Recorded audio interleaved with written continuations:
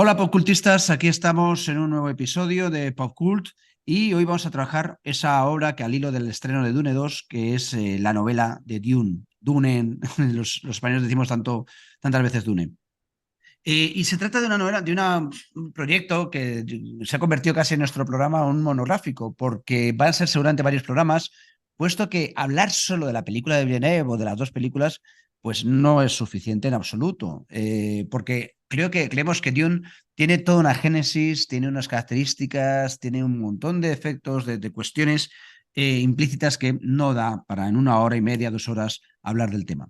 Además, hay amplísima bibliografía, muchos estudios, está vinculado con muchísimas cuestiones sociales, históricas, políticas y, sobre todo, literarias de su tiempo, por lo cual realmente hacer este Dune resulta mucho, mucho más complicado de lo que parece. Y para hablar de todo esto, pues vamos a estar, en primer lugar, pues evidentemente, Antonio Domínguez Leiva, experto en Dune, en ese universo, lo que se puede Pues ser no sé. experto, porque es una locura. No sé qué hemos hablado de las secuelas, evidentemente el Dune de Lynch, el de Jodorowsky con Dalí, los cómics, es que es un mundo tan vasto, tan enorme.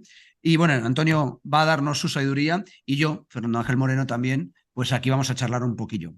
Así que cuéntanos, ¿de dónde surge este señor Frank Sí, Herbert, el autor de la novela? sí, estábamos pensando entonces sobre dedicar este primer capítulo, pues de lo que podría ser quizás un ciclo en algún momento, pero a lo que es realmente la obra en sí, ¿no? La novela que dio origen a todo este universo, porque realmente se ha dicho mucho, es uno de esos libros mundo, libros universo, que supera con creces las dimensiones de sus páginas. Para entender de dónde surge, pues creo que es interesante situarlo en las coordenadas, ¿no?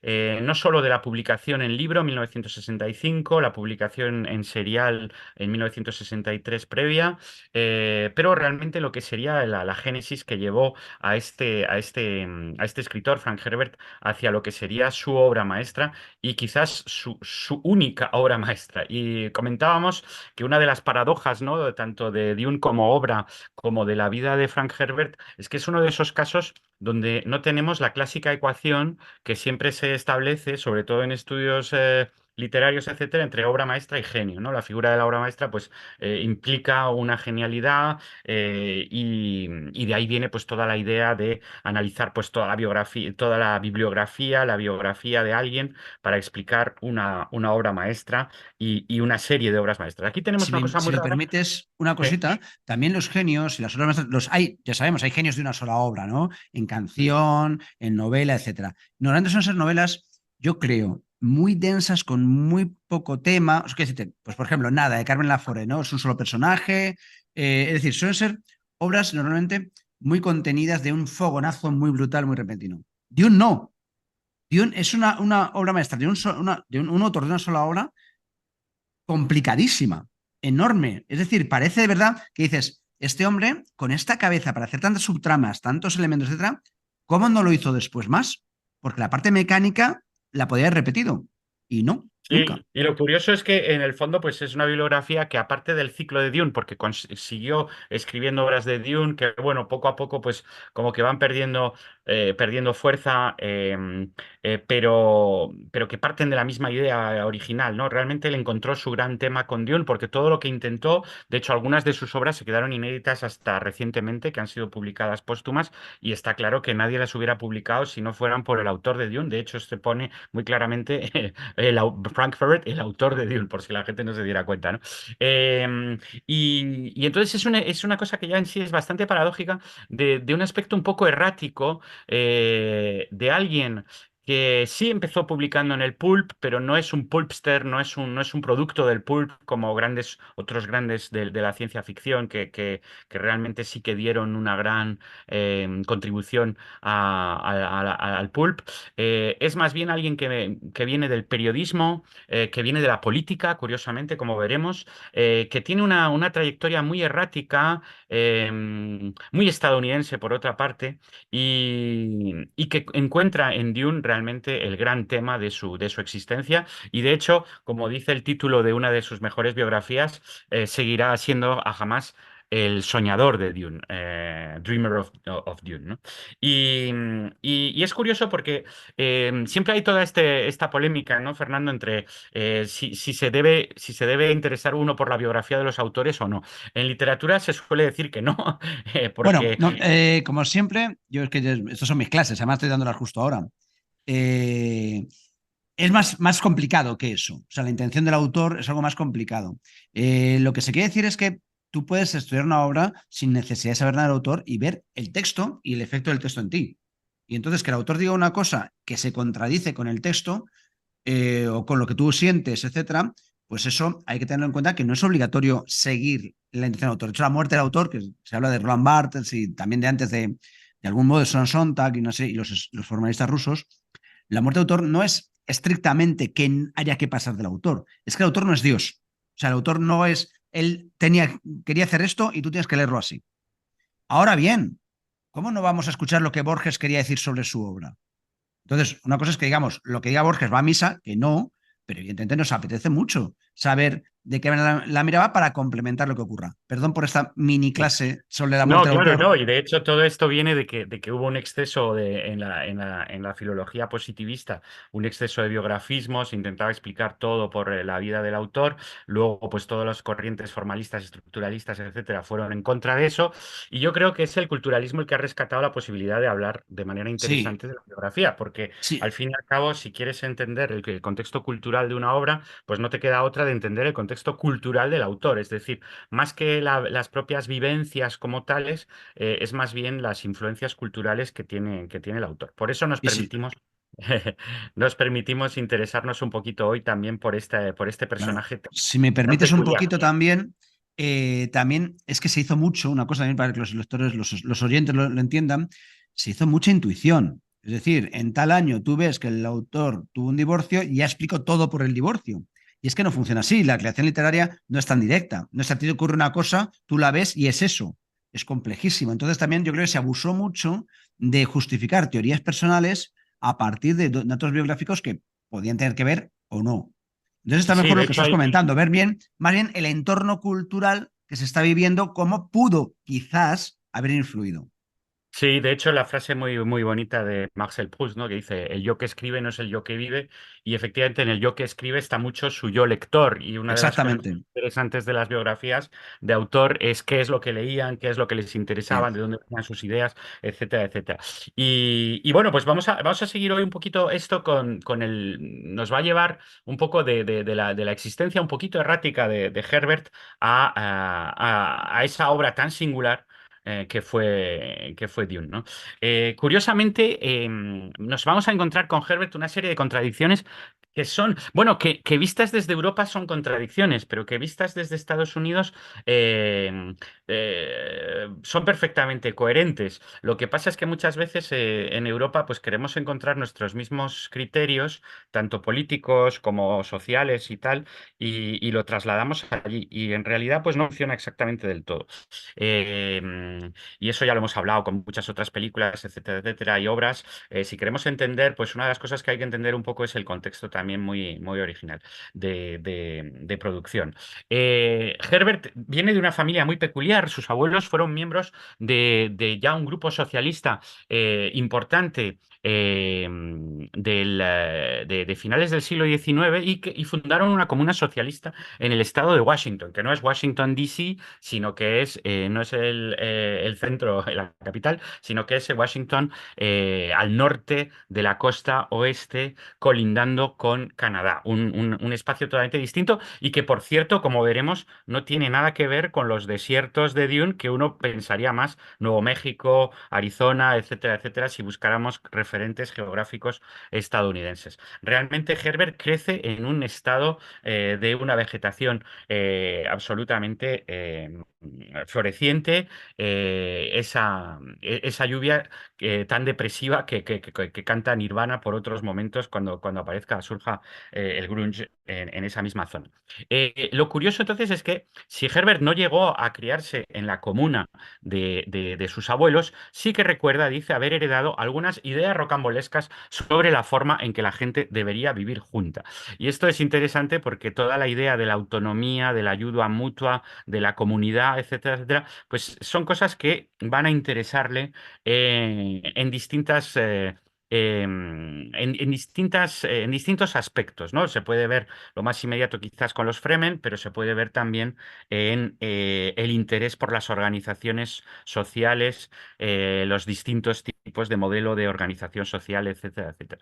El criarse en ese contexto, pues también es bastante peculiar porque Herbert va a ser uno de los chicos de la depresión, es decir, nace en 1920, con lo cual tiene 9 años cuando el crack de la bolsa de Wall Street y va a tener su adolescencia en plena Gran Depresión. Pero contrariamente a muchos otros contemporáneos suyos, que es una generación muy importante para la cultura, la escritura, el cine norteamericanos, fue una experiencia fundacional para toda una generación, pero para él, curiosamente, él va a recordar aquellos años oscuros como tiempos maravillosos.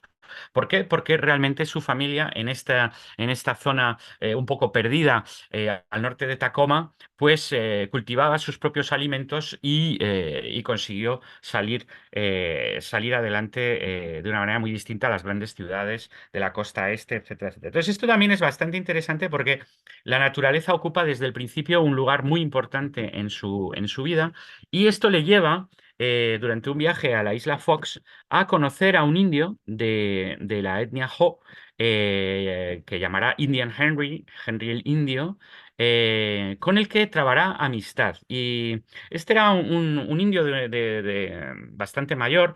Es una experiencia muy Tom Sawyer, ¿no? En cierta manera, muy de la americana, ¿no? Fantasmática, de lo que es el nuevo mundo, etcétera, etcétera, y la amistad. Decía Leslie Fiedler que toda la literatura americana tenía que ver con la pasión de un hombre blanco por un indígena, ¿no? El último de los mohicanos, etcétera, etcétera, y Fiedler lo encontraba, bueno, le daba todo un subtexto ahí como muy decisivo en la historia de la psique americana, pero realmente Herbert tiene esta experiencia de conocer, de ser iniciado pues, en las técnicas de la pesca, de la caza, de sensibilizarse a la cuestión de los nativos americanos, de la armonía con la naturaleza, que es lo que va a ser uno de los grandes temas del nativismo americano, pues desde el nuevo western de los años 50, 60, hasta la ecología, los primeros grupos de ecología estadounidenses, etcétera, etcétera. Esta idea de una fraternidad perdida tanto entre el hombre blanco y el indio como de el hombre con la naturaleza, ¿no? Si me Y esto, permites, sí, aquí a lo que hemos comentado antes, fuera de micro, hay que tener mucho cuidado con esta idea de un poco hippie de la fusión con la naturaleza. Siempre interpretamos esta fusión de la naturaleza como que la naturaleza es súper chupi guay, que tenemos un locus amoenus con un arroyito y una sombra un árbol maravilloso. Y no, lo que estamos hablando es que la fusión con la naturaleza tiene que ser con la naturaleza lo que la naturaleza haya, lo que te ofrezca. Que precisamente muchos de los indios estadounidenses, norteamericanos, perdón, tenían una relación con la naturaleza muy bonita, pero muy dura, porque la naturaleza muy, muy dura. Y eso es lo que yo creo que está en la obra de Dune, el que tú tienes que hacer esa vinculación con la naturaleza mejorándola, pero también aceptándola. No, que nadie se espere que en Dune va a haber un avatar, no en la película de sí. Cameron, nada, nada que ver. No, exactamente, es una de las paradojas porque precisamente con todo esto que estamos describiendo, con esa naturaleza del norte de Estados Unidos, etcétera, etcétera, va a ser la antítesis. Y curiosamente hay una conversación muy importante con otro indio.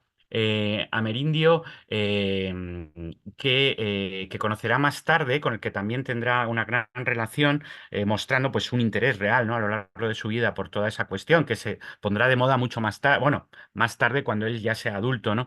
Este era un autor emergente que le presentó un relato para tener un poco sus comentarios y dio pie a una conversación que es la típica conversación que si hiciéramos el biopic de Frank Herbert, pues sería una de las escenas, ¿no? Importantes. Los hombres blancos se están comiendo la tierra, le dijo Howard Henson, ¿no? A Herbert. Van a convertir todo el planeta en un páramo como el norte de África. Y Herbert, que ya tenía un poco su idea de lo que iba a ser Dune, respondió que el planeta podría convertirse en una gran duna. Es la primera vez que aparece esa figura de la duna relacionada con un planeta al completo, la extensión planetaria de un desierto.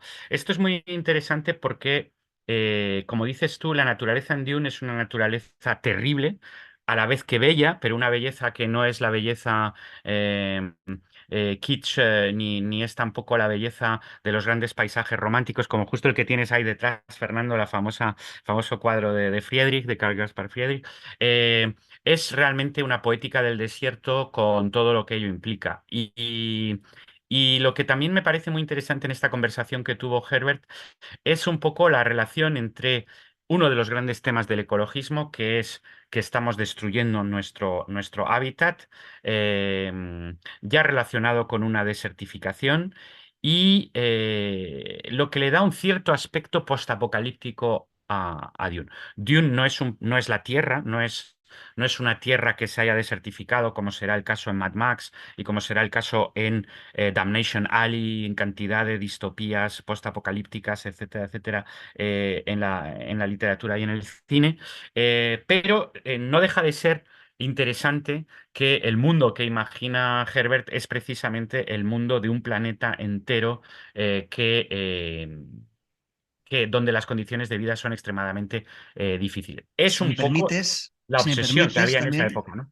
sí, Sí, si me permites también hay una cosa muy interesante que yo creo que la ciencia ficción no ha conseguido plasmar tantas veces tan bien como esta novela, que es que lo lleva a un, creo que es año 10.000 11.000 no me acuerdo, ahora, pero es a tomar por culo temporalmente. No, no es, o sea, Herbert insiste en que esta humanidad y esta gente está muy, muy lejos de nosotros, que es algo que yo, adelantándome, creo que la película de Villeneuve consigue muy bien, más que la de Lynch. Que son personas que a veces no entiendes muy bien cómo piensan, ves que tiene unos ritmos, una forma de entender las cosas enormemente alienígena, pero siguen siendo humanos, que es algo muy característico de la ciencia ficción, crear una distancia con la cual tú te sientas muy, muy ajeno, y luego de repente te metas diciendo, ah, me identifico completamente. Que es algo que es muy interesante para todo lo que estás contando, precisamente para mostrar, digamos, esa sensación de quizás el colono cuando se enfrentaba al indio americano, cuando llegaba al salvaje oeste. sí, que será uno de los grandes temas, efectivamente. 10.191 es la fecha canónica del universo de Dune, dentro de lo que es la gran saga de Dune, que bueno, que pasa por todo tipo de. Porque luego seguirá en Dios Emperador, será 3.500 años después, etcétera, etcétera. Y toda una cronología del futuro muy lejano, como bien dices. Lo curioso, como escribe un autor en un artículo que tenéis en línea que es bastante interesante, muy conciso, pero muy interesante, que se llama Heresies of Dune, Herejías de Dune, que hace un análisis bastante político de la obra y de la trayectoria de Herbert. Escribe: es fácil imaginar que este joven criado en el socialismo y simpatizante de los nativos americanos se convertiría en un izquierdista, pero para Herbert, la vida en la comuna y las lecciones del indio Henry sobre la vida en los bosques consolidaron su hostilidad hacia el gobierno federal. Llegó a oponerse a cualquier tipo de sistema de caridad pública porque, cito, aprendió pronto que las instituciones de nuestra sociedad a menudo debilitan la autosuficiencia de las personas. Así que realmente, en lugar de seguir la estela del socialismo cooperativo del New Deal, viró en la dirección opuesta y se hizo republicano. Esto me parece interesante porque siempre, como decíamos antes, tenemos cierta tendencia de intentar, como europeos, proyectar nuestras ideas de lo que es la derecha, de lo que es la izquierda, etcétera, etcétera, sobre las creaciones estadounidenses. Y creo que ya lo hemos dicho en otros programas, es siempre muy delicado y muy problemático porque realmente no se corresponde de manera automática. Hay grandes temas que nosotros asociamos o a la derecha o a la izquierda que allí pueden encontrarse de manera muy distinta en distintos bandos. Y lo muy curioso es que no estamos hablando de simplemente que se hizo republicano, sino que realmente va a ser un periodista muy asociado a la política, esta vez sí en Washington, D.C., y va a estar muy asociado con un senador conservador, Wick Cordon, que puede parecer todo lo contrario de lo que estamos hablando hasta ahora.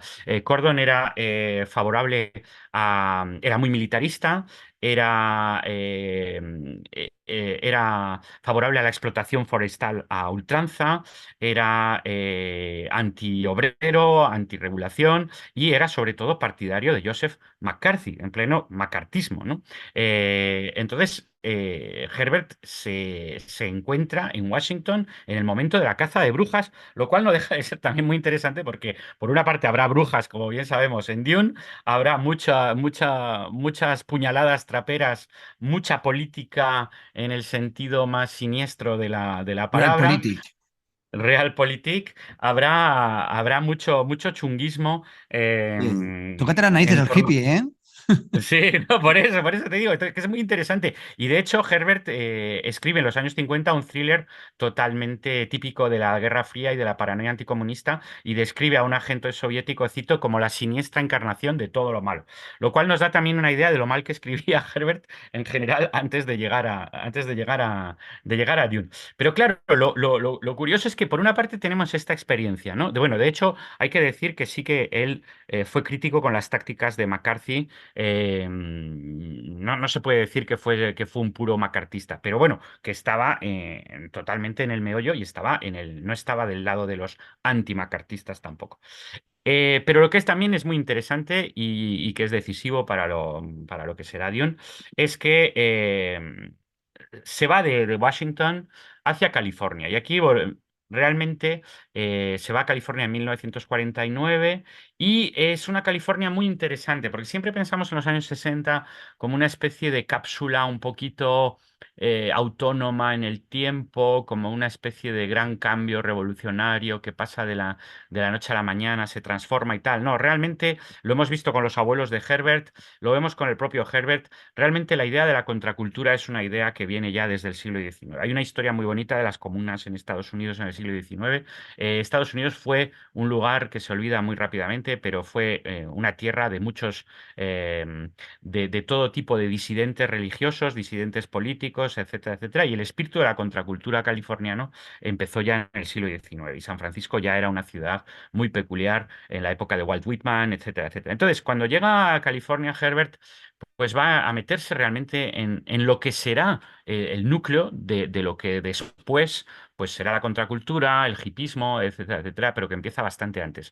En el 49 conoce a una pareja de psicólogos, los Slattery, que le introducen a toda una serie de grandes autores, entre ellos uno que tendrá una influencia decisiva, que es Carl Gustav Jung, como bien sabemos, el psicoanalista, el enemigo íntimo de Freud, con su gran idea de inconsciente colectivo, arquetipos, su visión de la sombra dentro de lo que es la constitución del yo, etcétera, que son temas que van Qué a poco me gusta Jung, de aparecer. verdad. Pero Bueno, pero efectivamente, Jung es un tío, yo creo, perdona la interrupción, que aunque puedas no estar de acuerdo, yo no estoy, lo poco que sé, pero no estoy nada de acuerdo con Jung en casi nada, pero es algo que te permite crear cosas riquísimas. Porque claro, sí, es muy productivo, es muy enriquecedor coger a Jung y hacer cosas. Y yo creo que Dune es una gran proyección, una precisa proyección de todo esto. sí, de hecho, Jung, a ti que eres un gran fan de Star Wars, pues Jung, a través de Campbell, etcétera, etcétera, pues llega a Lucas también, etcétera. Es decir, que No me lo está recuerdes. está claro que el junguismo tiene una extensión pop Sí. muy peculiar. También es verdad que Jung, que fue un gran sintetizador de muchas cosas, pues también fue uno de los que introdujo mucho el orientalismo y en ese momento Herbert también se inicia al budismo zen y por eso digo que realmente muchos temas que nosotros pensamos que es un rollo simplemente hippie, pero en realidad es un tema que ya estaba ahí pues con los beats y que ya estaba ahí también pues a lo largo de todos los años Hay 50. una explosión Y brutal, brutal, desde yo creo al final de los 50, pero también a nivel occidental, a nivel europeo, desde Hermann Hesse hasta todo lo que hay allí del orientalismo, etcétera. Yo creo que es algo que hay que entender mucho el momento cultural porque ya la ciencia ficción está justo en esto donde empieza a contagiarse de eso. Y va a sí, ser y de importantísimo. En gente hecho, como Ursula K. Le Guin o en sí, gente como Zelazny es muy importante entender sí, el proceso del orientalismo. completamente. De hecho, Herbert declarará que antes de ponerse a escribir él ciencia ficción, estuvo como unos 10 años leyendo el género y cita entre sus autores favoritos a H. G. Wells, claro, Robert Heinlein, que también hará una de las obras más hippies del rollo ciencia ficción hippie, Stranger in a Strange Land, pero siendo un tío totalmente reaccionario y muy militarista, etcétera. Otra contradicción muy interesante de esos años. Cita también a Paul Anderson y a Jack Vance. Jack Vance lo podemos entender bastante bien por esa especie de poética planetaria que tanto le caracterizó a Vance, ¿no? Y también por cierto aspecto de una transformación del space opera. Hay elementos de Vance muy interesantes que se podrían buscar Y que tiene también fantasía heroica, Vance, muy Sí, interesante. Vance sí, era un gran escritor de aventuras, siempre, como bien has dicho, con algunos trasfondos de imaginario complicados. Es un autor siempre muy amado y muy odiado. Para quien no conozca a Jack Vance, se va a entretener mucho seguramente leyéndolo. Puede que sea un nivel superficial muy básico y si empieza a profundizar va a encontrar muchas cosas, que no es exactamente Dune. Otra vez, Dune es como la superación de Vance. Es las sí. aventuras, pero va a ser explícita. Dune es muy explícita en cuanto a sus inquietudes políticas.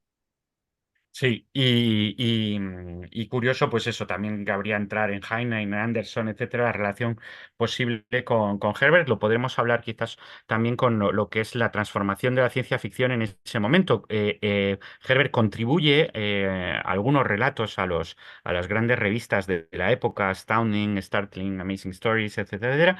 Y lo curioso es que su primera novela de ciencia ficción es casi la antítesis de Dune desde el punto de vista de geopoético porque transcurre debajo del mar, en las profundidades submarinas, que es otro de los grandes espacios del imaginario, ¿no? Desde Julio Verne. Y lo publica también primero por entregas, como será el caso de Dion, y luego en libro que se llamará el libro The Dragon in the Sea, que explora la cordura muy afectada por el entorno de los submarinos, proyectado al siglo XXI en una serie de conflictos mundiales que ya están centrados en el consumo y la producción del petróleo. O sea que es muy interesante porque tenemos como ya Herbert se ha dado, o sea, ha interiorizado y ha novelado, poetizado este tema esencial que va a ser para el resto, bueno, desde entonces, ¿no? Desde todo el siglo siguiente, toda la dependencia de las energías fósiles y lo sitúa en el contexto muy claustrofóbico de los submarinos nucleares, que también era otro de los temas que estaba fascinando la Guerra Fría. El submarino, creo, casi subgénero, ¿no? En el cine, en la literatura, etcétera, etcétera, etcétera. Y lo curioso es eso, que estamos en un imaginario del mar, que es todo lo contrario de lo que será Dune. Escribe también en esa época una obra que es una distopía, que solo será publicada en 2012, forma parte de estos inéditos que a nadie le interesó. Es curioso porque eh, tiene ese lado de hay un aspecto mesiánico, hay un aspecto revolucionario. Es en una tierra, resumiendo rápidamente, en una tierra distópica del futuro, una serie de encuestas de opinión establecen los límites del sistema de castas. Los que obtienen las mejores puntuaciones son recompensados con lujos y privilegios, mientras que los que obtienen las peores puntuaciones luchan por la supervivencia. Y cuando Daniel Mobius cae de los rangos superiores a las profundidades más bajas de la sociedad, se enfrenta a las duras condiciones de los bajos fondos y descubre que se está gestando una revolución que necesita un líder. Aquí es un tema como también curioso, ¿no? Si lo vemos llevándonos hacia Dune, ¿no? Que es, por una parte, pues todo el aspecto político, sociopolítico, la cuestión del mesianismo, la cuestión de una especie de neofeudalismo extraño que nunca se explica exactamente, es lo que hará su hijo Brian Herbert con Anderson en las precuelas, donde se explicará un poco de dónde viene el sistema neofeudal de Dune y tal y cual, pero bueno, en la novela no queda muy claro cómo hemos llegado a esa especie de involución histórica terrible, ¿no? De volver, no de progreso, sino de regresión total a sistemas súper jerárquicos, ¿no? Y, y esos son sus dos primeros intentos. Está claro que ninguno de los dos le hubiera colocado en el panteón de la ciencia ficción. De hecho, la segunda, como hemos dicho, se quedó totalmente cerrada en un cajón hasta 2012. Y la sorpresa vendrá con la publicación de Dune en Analog primero en 1963.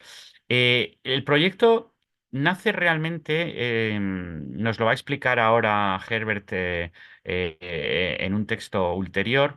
El proyecto nace de un artículo que Herbert tenía que iba a escribir en el 56 en Oregón, a orillas del Océano Pacífico, en torno a una cuestión que en el fondo puede parecer absolutamente nimia y es fascinante cómo eso se transformó en Dune, ¿no? Es decir, se trata de que había unos ingenieros agrónomos que estaban intentando estabilizar un vasto sistema de dunas que avanzaba inexorablemente hacia el interior de las tierras. Entonces, lo que parecía como una pequeña pero muy, muy anecdótica amenaza natural, que es uno de los grandes temas también de la ciencia ficción de los años 50, ¿no? La transformación de la naturaleza, etcétera, etcétera.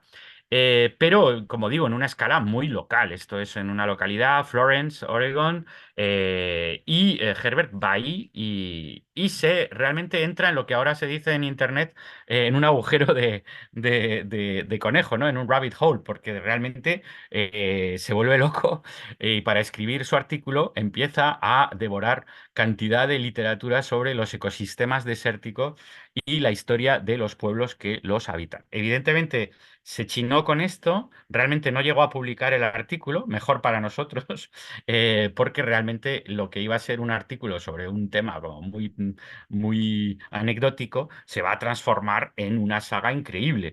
La fascinación por el desierto y la fascinación por la relación entre el desierto y el mesianismo, porque claro, lo que le fascina a Herbert es las religiones que surgen del desierto, que no olvidemos son el judaísmo, a su manera el cristianismo y el islam. Todos los profetas de las religiones monoteístas, Moisés, Oseas, Agar, Ismael, Mahoma, etcétera, etcétera, que surgen de ese entorno tan peculiar y tan hostil.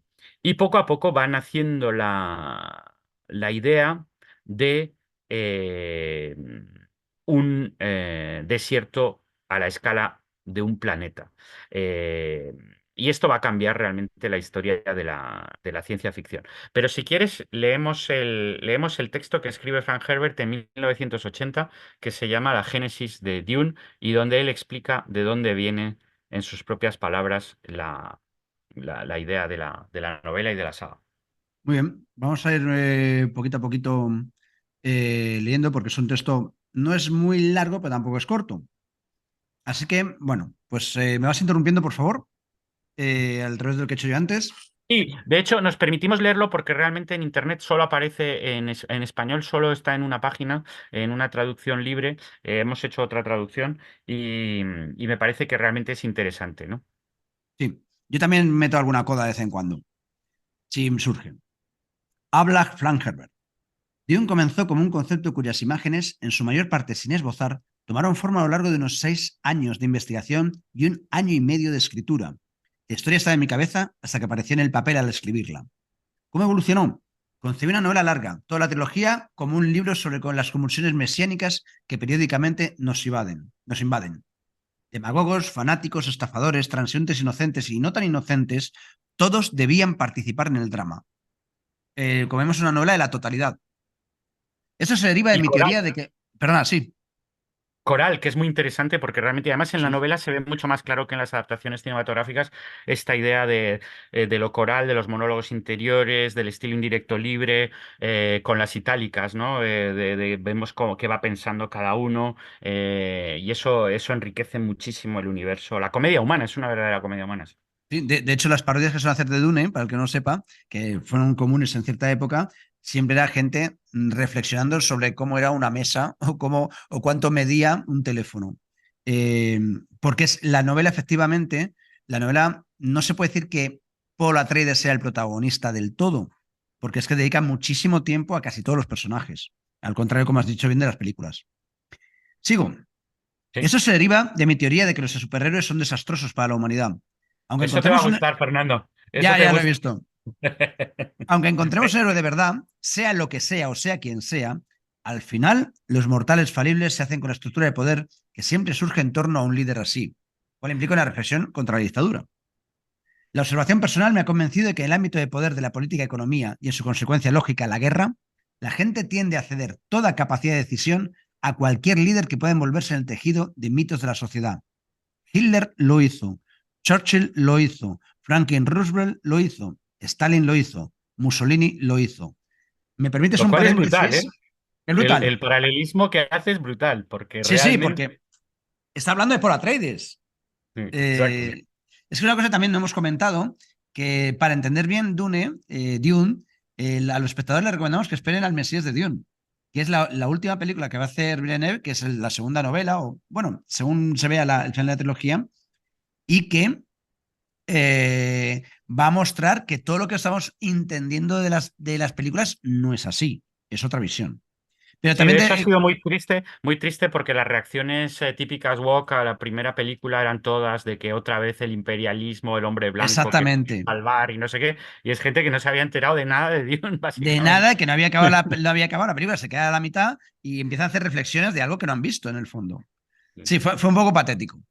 Eh, Iba a decir también que es algo que también yo me atrevo aquí con mucho cuidadito a decir que en Occidente esto ha pasado bastante. Yo creo que precisamente los 60, 70 son los últimos años de los grandes líderes a los que la gente seguía ciegamente. En este momento, en Occidente, a mí se me escapa que haya países que haya tal obsesión por un líder de ese modo.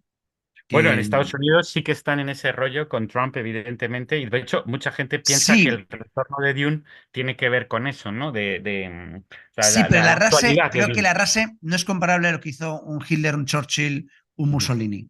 Creo que el No, por alcance de supuesto. estos líderes es mucho menor hoy en día. Claro, claro, es la También por las redes versión. sociales, por la Sí, sí. información, por la cultura. No, Sí, es la versión bastante hipermoderna, grotesca, etcétera, claro. etcétera, de la sociedad de espectáculo. Pero bueno, una cosa que sí que es increíble es el paralelismo que ahora sería totalmente, que si lo pusiera en un tuit sería totalmente incendiado, de poner en la misma frase a Roosevelt, Churchill con Hitler y Stalin. Vamos. O sea, eso realmente para un estadounidense es una... eh, es realmente una cosa que chirriaría Sí. muchísimo Y con en, la y en el figura. caso de Churchill, a mí me costaría decir, porque Churchill perdió elecciones y todo, o sea, me gustaría decir que está a la altura no digo de si es mejor persona o peor persona, de la influencia que tuvo esta gente. Yo no lo acabo No, de ver tan claro, pero bueno, no, y lo curioso es realmente que lo que aquí vemos es que, y que será la ambigüedad de Paul Atreides, es la ambigüedad de que aunque tú seas una figura que a priori eres positivo, en el sentido de que a priori estás luchando contra algo muy malévolo como los Harkonnen y tal y cual, con lo cual eres más, digamos, Churchill que correcto. Hitler, pero aún así terminas siendo, porque el mecanismo, lo que viene a decir Herbert en esta reflexión, es que el mecanismo de poder a través de los mitos de la sociedad y el hecho de que la gente ceda su capacidad de decisión a los líderes, al final el mecanismo hace que aunque tu causa sea supuestamente justa, puedas terminar eh, cometiendo atrocidades, que es lo que hará Atreides en el Mesías de Dune, ¿no? Que será la otra cara de la otra cara de la moneda. Pero fíjate, sigue leyendo y vas a ver que hay otros Sí, dos sí. ejemplos que son muy curiosos. Ahora los que vienen ahora, a agarrarse que vienen curvas. Mis ejemplos favoritos son John F. Kennedy y George Patton. Vale, Patton no era precisamente una persona equilibrada, pero Kennedy no es lo que tú te esperas en Estados Unidos que te digan. No, y sobre Ambos, todo no, sí, no olvidemos que lo comentaremos más tarde, pero Dune aparece serializado un mes después del asesinato de Kennedy. O sea, realmente es una de las primeras obras, primerísimas obras en la estela del duelo nacional por la figura mesiánica de los años 60. Y de hecho, los años 60 de americanos se quedan huérfanos a partir de ese momento eh, y Estados Unidos no vuelve a encontrar una especie de líder carismático, etcétera, etcétera, hasta mucho después en una figura totalmente antagónica que será Reagan, ¿no? O sea, que los años 60 americanos son muy extraños desde el punto de vista político porque el asesinato de Kennedy realmente deja ahí una especie de vacío total en lo que era la ilusión del principio de la década del mandato de Kennedy. Hay que añadir una cosa. Kennedy tampoco entraría del todo bien en esta lista, por mucho que nos pongamos, porque Kennedy no es mesiánico en vida. Él gana por muy poca diferencia, gana las elecciones. Va a ser mesiánico sobre todo después de muerto, que es cuando se construye más, yo creo, el mito de Kennedy a nivel nacional. Porque en ese momento yo creo que Kennedy, tú controlas más el tema, yo creo, pero Kennedy no era una figura tan, tan, tan seguida y tan beneverada como podía ser un Stalin o podía ser un No, Roosevelt. lo que sí que creo es que sí que hay que entender Dune en el contexto de los años de Kennedy. No tanto el asesinato, que claro, él ya había escrito, cuando aparece la serialización, él ya estaba escribiendo la obra, pero yo sí que creo que en Paul Atreides hay una especie, o sea, sobre todo en el padre, más que en Paul, en el padre de Paul, el padre de Paul es una especie de figura kennediana, sentido de Sí, que parece mucho mejor que los Harkonnen, parece una figura como esperanzadora, de conciliación dentro de lo que es una especie de guerra fría, sí, el etcétera, Duque etcétera. Leto es más un Sí. Kennedy, es más una figura política de referencia. Lo que pasa es que, claro, no le ves en ningún momento, sí le ves esa influencia, es verdad, y la película se refleja súper bien en las dos, especialmente yo creo en la de Lynch, pero en las dos se refleja muy bien la influencia de Leto Atreides, pero no es una figura, digamos, tan tóxica. Le ves que sí, que es precisamente esa figura mesiánica, pero no, él se limita a Caladán, se limita a su gente, a su rollo, y no es una persona invasora, como van a ser el resto de los ejemplos que pone Herbert. Y va a ser el hijo, Paul Atreides. Que viene, spoiler total, tapados las orejas, pero bueno, Uy, que uy, uy. evidentemente es porque también viene de los Harkonnen, que es lo que también copiará Claro. Lucas, evidentemente, en Star Wars. Sí, seguimos. Eh, seguimos leyendo. A ver, lo pide de nuevo. Bien.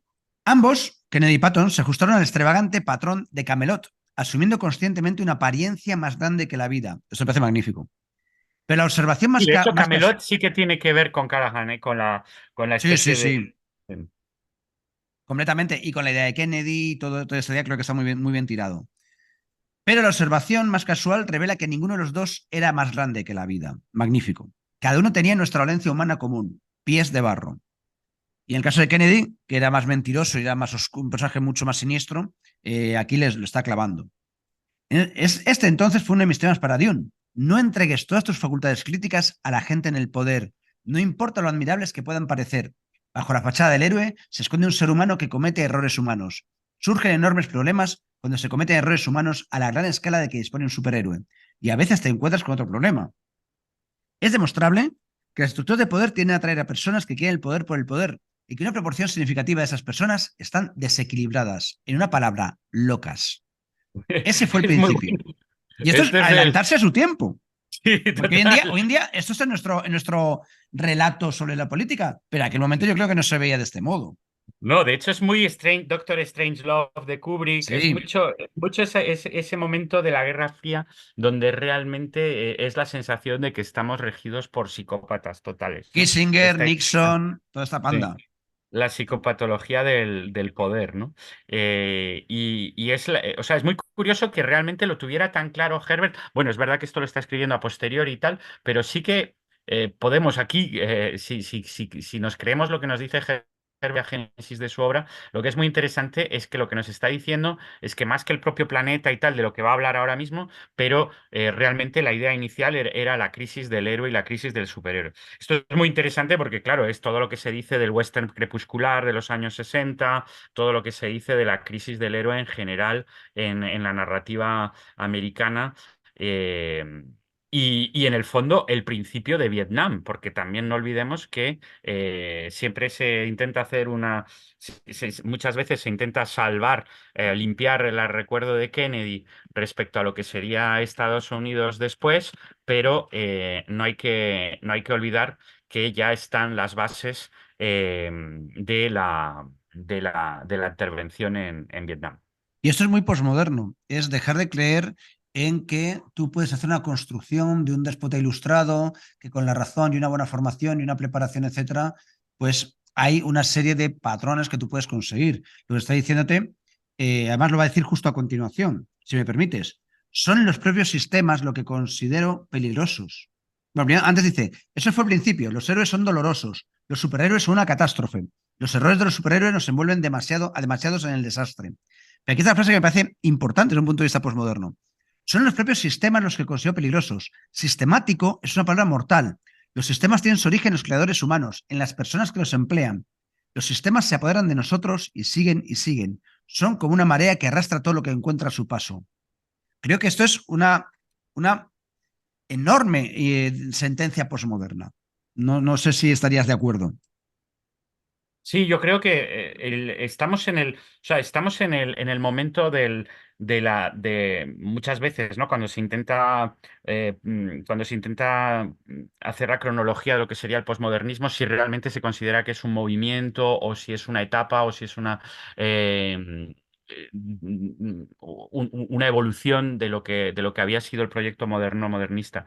Y es verdad que obras como Doctor Strangelove de Kubrick, y yo creo que Dune también, están en ese momento. Y la ciencia ficción, lo comentaremos, está totalmente en ese momento, del paso del Completamente. modernismo al Y es muy posmodernismo. Lyotard, es muy Lyotard. Es la crítica a los grandes relatos, a los metarrelatos y a los megarrelatos. Es decir, a intentar describir el mundo desde un único sistema por el cual tú puedes explicar las cosas y puedas acercarte ahí pensando que si te metes en el sistema jamás vas a fallar. Y yo creo que está en el fondo de Dune, completamente. Y efectivamente, Doctor Strangelove es completamente eso. Dice, ¿cómo se originan? Todo esto encierra una gran dosis de dramatismo, de entretenimiento, y yo me dedico en primer lugar al mundo del entretenimiento. Está bien, y esto es la parte pop. Está bien incluir un pote de mensaje, pero ese no es el ingrediente clave de una amplia audiencia. Sí, en Dune hay analogías con los acontecimientos actuales, corrupción y sobornos en las altas esferas, fuerzas policiales enteras perdidas a manos del crimen organizado, los Ardaukar, organismos Sí, reguladores tomados por la gente a la que se supone que deben regular, los Fremen. La escasez de agua de Dune es un análogo exacto de la escasez de petróleo. La CHOAM es la OPEP. Así, tal cual. Estamos sí, hablando de una alegoría. O sea, te está diciendo sí, que Dune es alegórica. Pero eso era sí. solo el principio. Cuando este concepto aún estaba fresco en mi mente, fui a Florence, Oregon, a escribir un artículo para una revista sobre un proyecto del Departamento de Agricultura de Estados Unidos allí.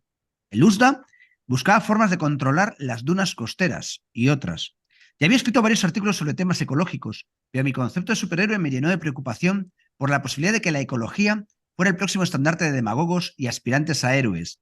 Aquí le está dando ya a gente de hoy. De buscadores de poder y otros dispuestos a encontrar un subidón de adrenalina en el lanzamiento de una nueva cruzada. Aquí estamos ante un ecologista antiecologista. Sí, Al por fin y al eso que es cabo, muy... sí, es un poco raro.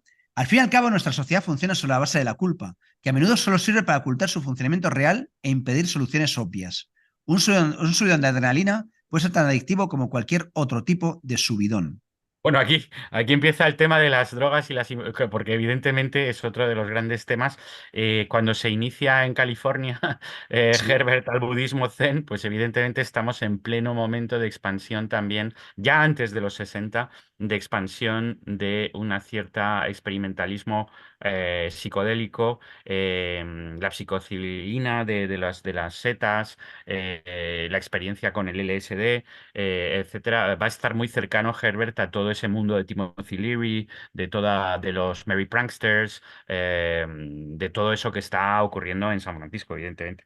Y van saliendo los temas que se van a decir que están en Dune, que vamos viendo La haciendo una especie, época. La droga, claro, la la especie, ecología, sí. el Mm. dictador, los juegos de poder, todo estos, esta enorme cantidad de temas, que son temas que están enormemente metidos en ese momento en la sociedad estadounidense.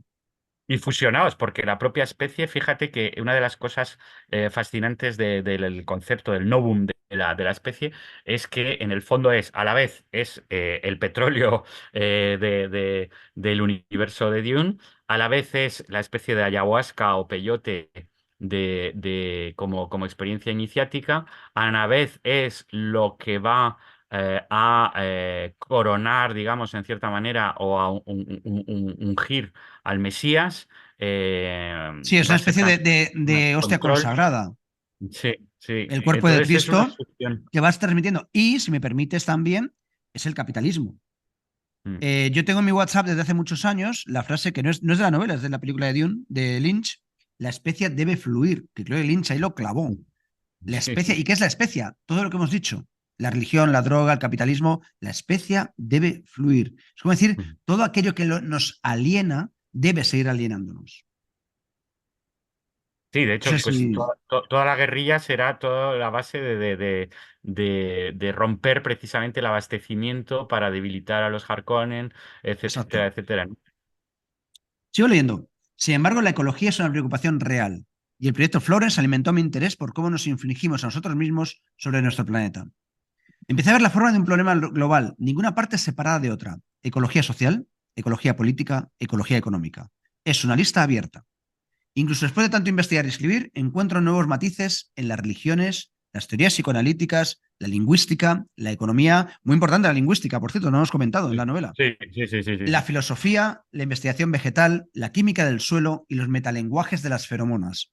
De todo ello surge un nuevo campo de estudio, como un espíritu que surge del caldero de una bruja: la psicología de las sociedades planetarias. Todo Esto ello fue increíble. surgió, es una Sí, pasada no, esto. no, es una pasada porque de hecho es curioso porque un poquito después Edgar Morin, que es uno de los últimos grandes que todavía vive, que es centenario ya, es curioso porque es cuando Morin pasa de la sociología, del mitoanálisis, había hecho su gran libro sobre el cine, había hecho su gran libro sobre la sociedad de consumo, etcétera, etcétera. Y es cuando Morin se va a California y se convierte totalmente a la causa ecologista y se convierte en uno de los grandes pensadores del ecologismo, ¿no? Y lo curioso es que precisamente la idea de Morin es que abandona la sociología. Que era ya una sociología muy abierta. Él funda con Roland Barthes la revista Comunicación, que sigue hoy día y que es el gran avance de casi el culturalismo a la francesa. Eh, pero considera que no es suficiente y que hay que volver a fusionar las ciencias humanas con las ciencias exactas, con las ciencias de la vida, etcétera, etcétera, y se convierte en un pensador de lo complejo y en un pensador de lo planetario. O sea, que es muy curioso porque realmente ambos llegan un poco a esa visión. Que en ese momento era realmente visionaria. O sea, había muy poca gente que estaba en ese rollo, vamos. Y si me permites, esta es una novela iniciática, pero es una novela que incluso hoy no parece iniciática, parece de reflexión compleja sobre el problema. Es decir, no es una novela para nada, vamos a decirlo, burda. No es una novela que tú puedas decir, bueno, ves las primeras obras ecológicas y puedes decir, han envejecido mal. Pero es que Dune ya está tocando el problema ecológico desde muchos puntos de vista de maneras muy complicadas, que es algo que me parece muy interesante. Qué novela tan iniciática y tan poco común en aquel momento. Bonito, y voy a hacer una salvedad, perdón. Tan poco común para el gran conjunto de literatura y de cultura. La ciencia ficción ya estaba muy metida en esto desde hacía tiempo. Ursula K. Le Guin ya está ahí metida, de ahí varias dentro de Robert Silverberg, hay muchas cosas. Eh, Sigo, si no tienes nada que añadir. Sí, sí. Vale. De todo ello surgió una profunda reevaluación de mis conceptos originales. Al principio estaba tan dispuesto como cualquiera a dar el paso, a buscar a los culpables y castigar a los pecadores, incluso a convertirme en líder. Nada sentía me daría más gratificación que montar el corcel del periodismo amarillo en cruzada, haciendo el libro que corregiría los viejos errores. La reevaluación me planteó preguntas inquietantes. Ahora creo que la evolución o la desevolución nunca termina antes de la muerte, que ninguna sociedad alcanzó una cima absoluta, que no todos los seres humanos han sido creados iguales. De hecho, creo que los intentos de crear una cierta igualación abstracta crean un marasmo de injusticias que rebotan contra los igualadores. Aquí bordeamos el conservadurismo. Sí, claro, claro, sí, sí. La igualdad de justicia y de oportunidades son ideales que debemos buscar, pero debemos reconocer que los humanos administran los ideales y que los humanos no tienen la misma capacidad. La reevaluación me enseñó a ser prudente. Abordé el problema con inquietud. Ciertamente, según nuestras normas más laxas, había muchos objetivos visibles, una plétora de fanatismo ciego y oportunismo culpable a los que apuntar dolorosas púas. Pero ¿cómo hemos llegado a esto? ¿Qué hace a un Nixon? ¿Qué papel desempeñan los mansos en la creación de los poderosos? Si un líder no puede admitir sus errores, estos quedarán ocultos. ¿Quién dice que nuestros líderes deben ser perfectos? ¿Dónde aprenden esto? Entra en la fuga. En música, la fuga suele basarse en un único tema que se interpreta de muchas maneras diferentes. A veces hay voces libres que hacen fantasiosas danzas en torno a la interacción. Puede haber temas secundarios y contrastes en la armonía, el ritmo y la melodía. Sin embargo, desde el momento en que una sola voz introduce el tema principal, el conjunto se teje en un único tejido. Me parece una metáfora estupenda para hablar de su Sí, propia novela. ¿Cuáles serán mis instrumentos en esta fuga ecológica? Imágenes, conflictos, cosas que giran sobre sí mismas y se convierten en algo muy diferente, figuras míticas y extrañas criaturas de las profundidades de nuestro patrimonio común, productos de nuestra evolución tecnológica, nuestros deseos humanos y nuestros miedos humanos. Voy a yo creo imaginar que si eso es. sí. Dale, dale. Sí, no, yo creo que eso es una de las grandes riquezas, ¿no? De Dune, que es poliédrica, es polisémica. Ves que realmente hay un mundo. Y aparte de los efectos un poco clásicos de la ciencia ficción, que son el extrañamiento, el hecho de pasar por la alteridad para hablar de nuestros problemas y tal, aparte de eso, realmente sí que hay una sensación muy compleja de la complejidad de las motivaciones de cada uno de los personajes. Yo creo que eso es algo que no, que hace realmente de Dune, aparte de no, es de las pocas novelas de ciencia ficción que es una gran novela que ha leído todo el mundo, aunque no le gusta la ciencia ficción. O sea, eso siempre, hay obras así que salen de lo que es su género, de su entorno, etcétera, etcétera. Y yo creo que en parte es porque, aparte de tener la belleza de la ciencia propia de la ciencia ficción, sí que es verdad que eh, puede llegar a muchos lectores, aunque no les guste el género, por esta diversidad, ¿no? Me da la impresión de que la riqueza de personajes, porque hay un montón además, o sea, es realmente una galería y cada personaje tiene su historia como muy, muy, muy específica, ¿no? Muy idiosincrática.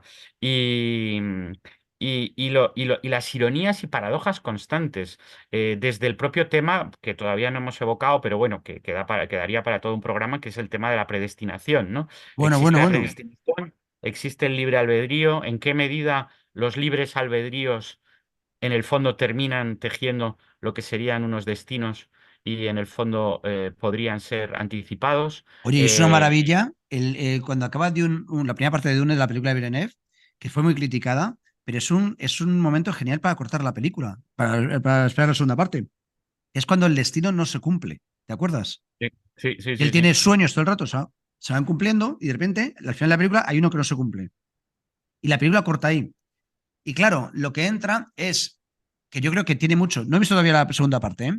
Pero tiene mucho la novela, que es, no, el destino no es algo que se vaya a cumplir por sueños o por un destino divino, no. El destino es algo que va tejiendo la persona, es muy, muy de tragedia griega, va tejiendo la personalidad de las personas. Eso crea el destino. No sé si tú lo ves igual. No, es que es por eso que es muy interesante, porque realmente, contrariamente a la estructura campbelliana, que es junguiana, del el relato del héroe, el Del hero's imaginario journey, tal y colectivo. cual, sí, contrariamente a una idea que sería simplemente mesiánica, aquí realmente entramos en la paradoja del mesianismo, es decir, ¿qué es lo que hace el mesianismo?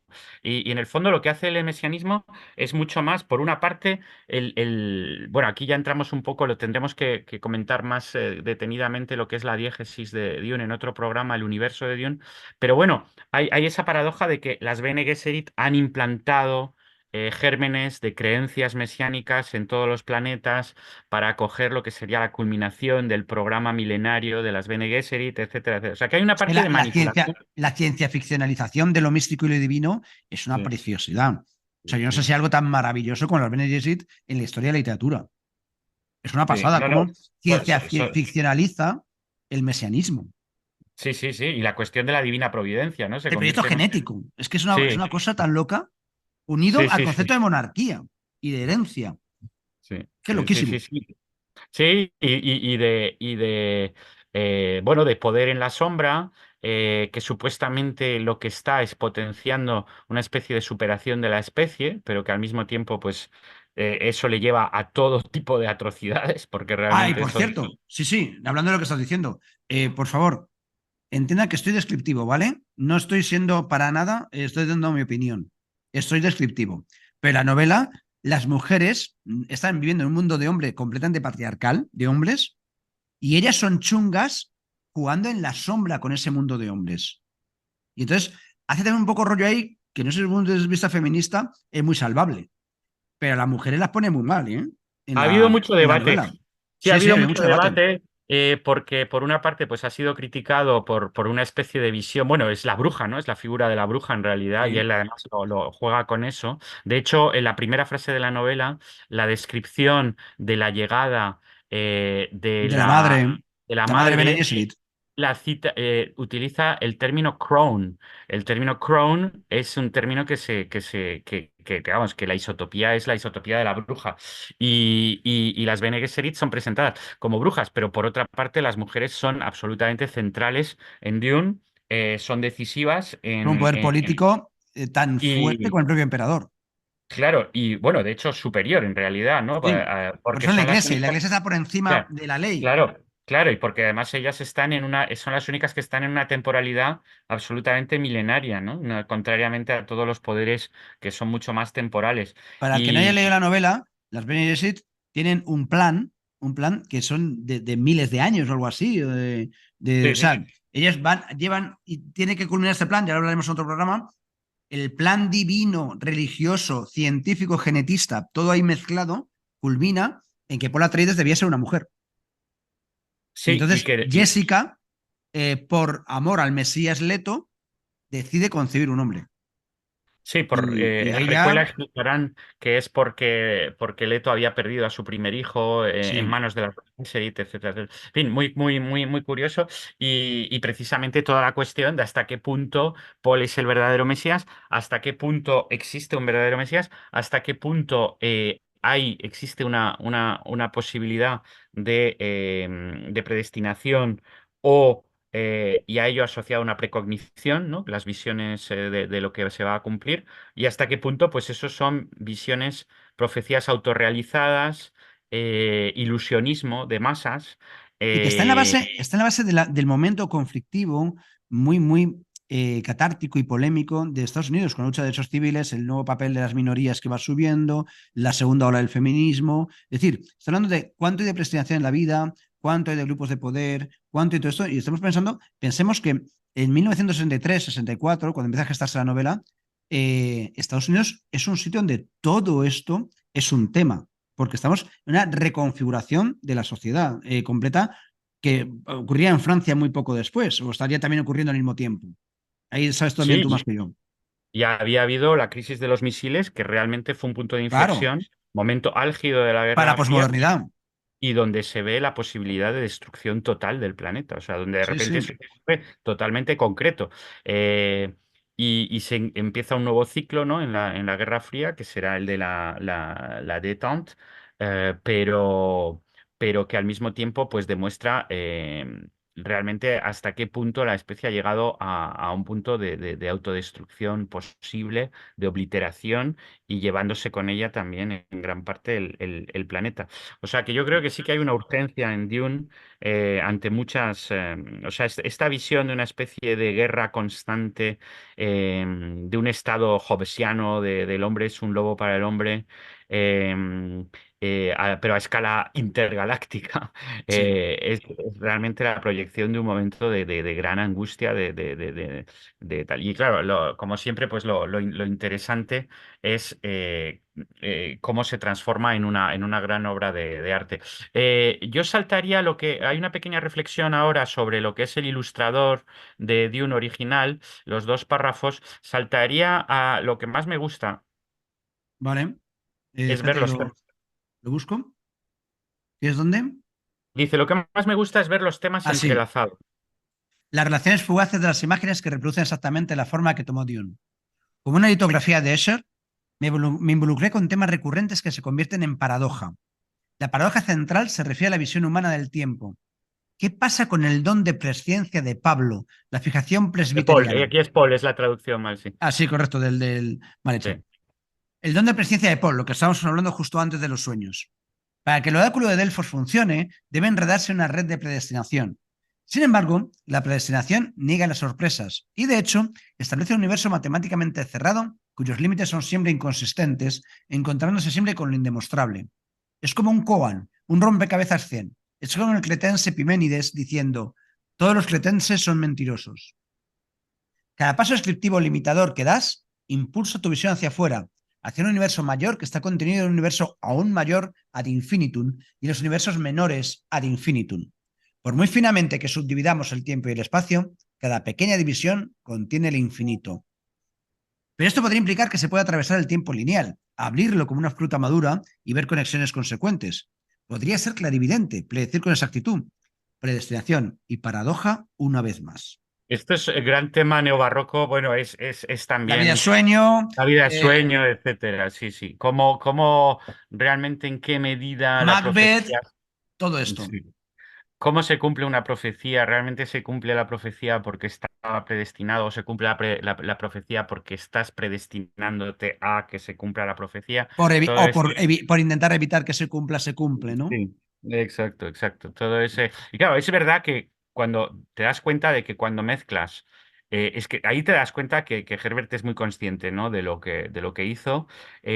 Cuando mezclas todos esos grandes temas, o sea, el tema del mesianismo, el tema de la crisis del héroe, el tema de la predestinación, el tema De de la crisis de los relatos, de la ecología. el ecosistema, etcétera, etcétera. Entonces, claro, de repente dices, bueno, pues claro, ¿no? Estamos ante Sí, una sí. síntesis colosal, ¿no? Y la genética. Sí, es que. Y es un poquito lo que también es muy moderno al decir, al final la predestinación lo produce el conjunto de la cultura, de aquello que configura la cultura, yo creo. Mira, Por eso mira, también, justo ahora, por eso también la predestinación es muy difícil evitarla. Y también es muy el- difícil el- predecirla. Es difícil predecirla y es difícil evitarla. y mira Porque, justo el párrafo siguiente, que también es muy añadido sí, a otro nivel, sí. el fallo debe de estar en nuestros métodos de descripción, en los lenguajes, en las redes sociales de significado, en las estructuras morales y las filosofías y religiones que transmiten límites implícitos donde no los hay. Paul Moabdib, después de todo, lo dice una y otra vez a lo largo de Dune. Esto es magnífico. Sí, Es es una que es muy, predicción. Sí, sí, sí. No, no, es muy peculiar porque realmente te das cuenta de que todo está relacionado y de que hasta qué punto la poética de la ciencia ficción, por eso es uno de los puntos álgidos en la historia de la ciencia ficción, hasta qué punto era necesario pasar por la poética de la ciencia ficción. Es decir, cómo se podría haber escrito Dune fuera de ese género, ¿no? En el sentido en que realmente, primero, cuando estás pensando en algo realmente planetario. Recordemos un detalle también muy interesante y es que justo en 1962 es la primera imagen satélite del planeta Tierra. O sea, es la primera hostias, vez que tenemos la imagen real de lo que es la Tierra, que es lo que recuperará Kubrick en 2001, cuando la visión final del planeta y el feto, ¿no? Porque también había aparecido la foto, la primera foto de un feto. Y lo que realmente es muy interesante es que de repente hay una conciencia realmente planetaria. Hasta entonces era más un concepto, etcétera, etcétera. Pero de repente esa imagen, eh, que marca un punto de inflexión. Y de hecho, a raíz de ahí surge una publicación que es muy mítica en la historia de la ecología, que se llama el Whole Earth Catalog, que tuvo influencia luego sobre lo que sería Internet, y donde precisamente será uno de los baluartes de la defensa de Dune desde que sale hasta que se convierte en un objeto de culto, ¿no? O sea, que es muy... O sea, y dónde fuera de la ciencia ficción podía darse este pensamiento de lo que es un ecosistema planetario, de lo que es la fusión de todos estos temas, ¿no?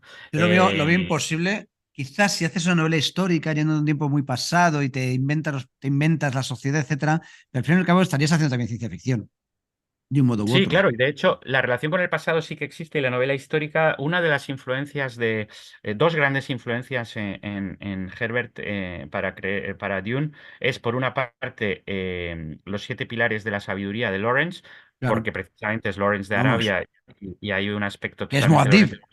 Y además no olvidemos que la película mítica de David Lean es del Sí. 62. O sea, que realmente ahí hay una...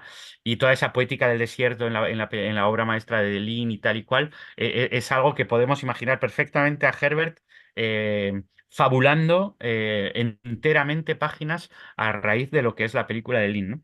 Que es un Eh, problema también problemático de del postcolonial, que ya analizaremos en otro programa, que es la idea de que el Salvador sea un hombre occidental que viene del sistema y para salvar al indígena tiene que ser alguien de la civilización, pero por otra parte esa persona abandona la civilización y asume las costumbres del colonizado, que está sí, sí, tanto sí, en sí. Lawrence de Arabia como en Dune.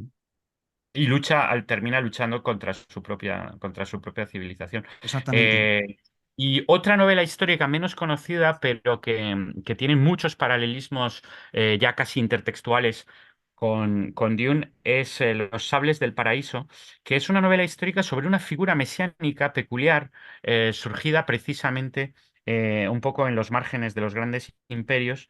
Y novela muy, muy interesante como novela histórica y también por el episodio en sí, ¿no? Una de estas figuras que es verdad que periódicamente en la historia pues aparecen y suele ser justamente en zonas de interferencia entre imperios, una especie de vacío de poder que genera que aparezcan figuras de líderes desde abajo. Y que se convierten en grandes figuras y muchas veces pues terminan fatal los pobres, montan ahí un Cristo enorme, hasta que los imperios se recomponen y los destruyen. Pero bueno, que es también un ciclo de renovación de los imperios, a veces ocurre esto y tal. Entonces, sí que hay un aspecto también muy de novela histórica, al hilo de lo que decías. Sin duda. Y vamos acabando ya un poco con el texto, ¿no? Eh, a ver, ¿dónde estábamos? Perdonadme. ¿Quieres una predicción Sí, absoluta? sí. Entonces solo quiere el hoy y rechaza el mañana. Usted es el último conservador. Intentas frenar el movimiento en un universo infinitamente cambiante. El verbo ser nos convierte a todos en idiotas. Eso es Es muy que eso es zen. magnífico. Es zen Es muy total. zen, sí. Por supuesto, hay otros temas y juegos de fugas en Dune y en toda la trilogía. El Mesías de Dune realiza una inversión clásica del tema. Hijos de Dune amplía el número de temas en juego. Aquí le echa un poquito cojonazos, ¿eh?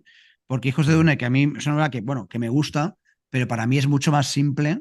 Querrá sacar más temas, pero narrativamente es mucho más simple que las anteriores. Sin embargo, me niego a dar más respuestas a esta compleja mezcla. Eso se ajusta al patrón de la fuga. Encuentra tus propias soluciones. No me busquéis como líder. Esto es Nietzsche, Hermann Hesse, etcétera.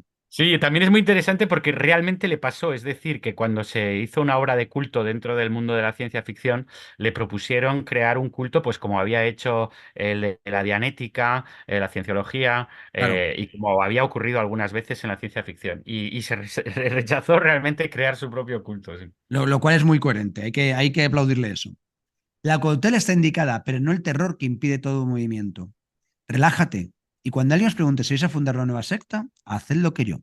Corred como si os llevara el diablo. Sí, Me parece sí. un texto absolutamente magnífico e imprescindible para por lo menos entender muchas cosas de Dune. Sí, es una reflexión, pues eso, está claro que podría haber hablado él mismo de muchas otras cosas, ¿no? Pero es interesante que esto fuera realmente en lo que él insiste, ¿no? Y lo que él, como la quinta esencia un poco de lo que fue la genealogía de su creación. Y así vemos, pues claro, que realmente Dune, pues por una parte fue realmente una síntesis del espíritu del tiempo, ¿no? Del Zeitgeist de los años 60, pero ya como veníamos diciendo, de que la contracultura ya venía de antes y Herbert es un buen ejemplo de cómo eso no surge de la nada para nada, sino que viene ya de la posguerra, y de cómo se fue gestando pues lo que sería el New Age, y lo que sería la transformación real de la ciencia ficción, ¿no? Porque querías comentar también este tema, ¿no? Se publica en 1963 en Analog, que era la nueva versión de la antigua Astounding, que curiosamente todavía dirigía Campbell en ese momento. Y querías insistir un poco en la paradoja de eso, ¿no? Sí, un poquito. Sobre eso es un tema complicado. Pero bueno, para quien no sepa de historia de la ciencia ficción, siempre se habla de que hay varias etapas en la ciencia ficción, la edad de oro, la edad de plata, bla, bla, bla.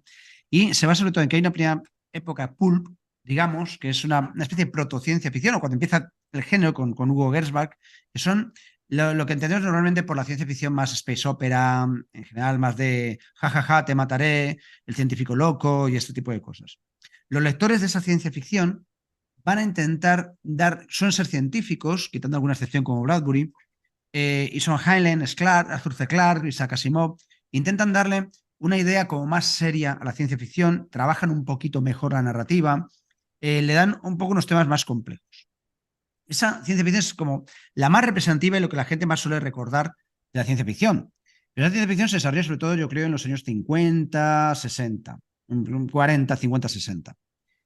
De repente, digamos que esos lectores del pulp se hacen mayores, van haciéndose mayores, y los nuevos jovencitos van a fijarse en estos y hacer una nueva ciencia ficción. Los jovencitos estos ya son filólogos, ya son filósofos, ya han estudiado literatura, ya no quieren hacer solo científicos que intentan plasmar ideas así como pueden y autodidactas. Esta nueva generación en Inglaterra se gira en torno a una revista que se llama New Worlds de Michael Moorcock y es enormemente experimental. Son muy experimentales y ya están también mucho más comprometidos explícitamente con la política. Nombres famosos en Estados Unidos serían Ursula K. Le Guin, ya hemos citado, sería Philip K. Dick, sería Roger Zelazny, o en Inglaterra sería Brian Aldiss, o serían Christopher Priest. Con Christopher Priest ya estaría un poquito más tardío, quizás. El propio Michael Moorcock, por supuesto James Graham Ballard, y digamos, esta nueva ciencia ficción más literaria, más experimental y más comprometida políticamente, empieza a pasar un poco de las batallas espaciales, de las grandes guerras, de todo esto que era tan pulp. ¿Y Dune dónde está? Justo en el medio, pero en el medio literariamente y en el medio cronológicamente. Es decir, justo cuando se está extinguiendo la ciencia ficción científica, digamos, de grandes conceptos, más de batallas y de novelas de espías y cosas de este tipo, que ya era un poquito cambiada en la Edad de Oro de Asimov o Clarke o Heinlein, y empieza esa ciencia ficción política. Justo en el centro de todo eso está Dune. Y está Frank Herbert, que además no va a ser una figura que se vincule prácticamente con las convenciones de ciencia ficción con los otros, yo creo. Frank Herbert parecía un poco electrón libre dentro de todo este mundillo.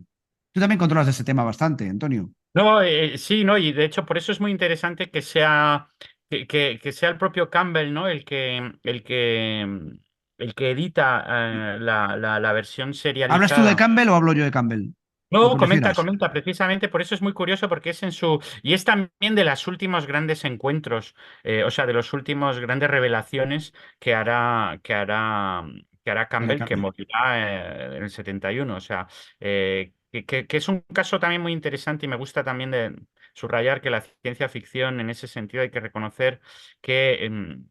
que aunque era una persona de otra época, que marcó totalmente la Edad de Oro, etcétera, etcétera, supo renovar y a pesar de que todo este nuevo movimiento dividió mucho el campo de la ciencia ficción, fue una especie de guerra civil dentro de la ciencia Sí. ficción, modernistas y clásicos y Sí, de hecho, posmodernistas.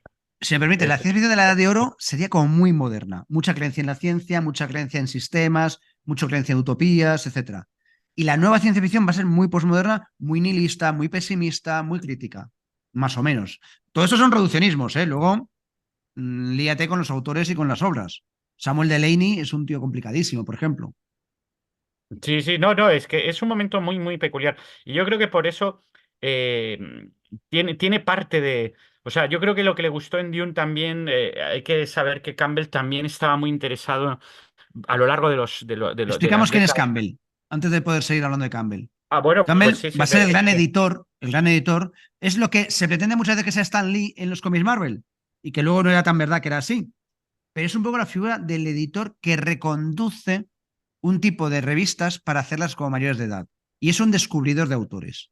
Entonces, él metía mucha mano, no directamente, no cambiaba textos, pero si le enviaban un cuento, él discutía mucho con el autor el final, los personajes, la trama, discutía mucho. Él no invadía, en el sentido por lo que sabemos, pero sí que influía mucho y entonces crea un nuevo concepto de ciencia ficción.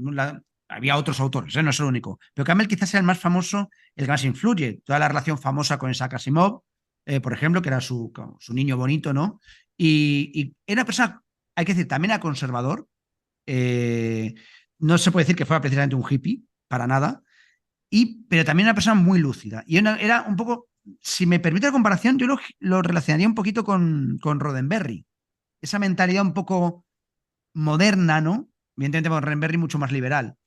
Y de repente, ya al final de su vida, aparece Dune, que no era exactamente el tipo de novelas que él estaba publicando y el tipo de historias. Era ya, por ejemplo, todo lo de las drogas no era muy de Campbell. ¿no? Todo ese mundo que sí sería muy de Michael Moorcock. Claro, pero una cosa que sí que le relaciona y que es muy interesante es la fascinación por la parapsicología, las pseudociencias, la telepatía, las Sí, habilidades psiónicas, que esto es una cosa que Campbell entró a saco, que horrorizó a Asimov, le era muy de la separó. época.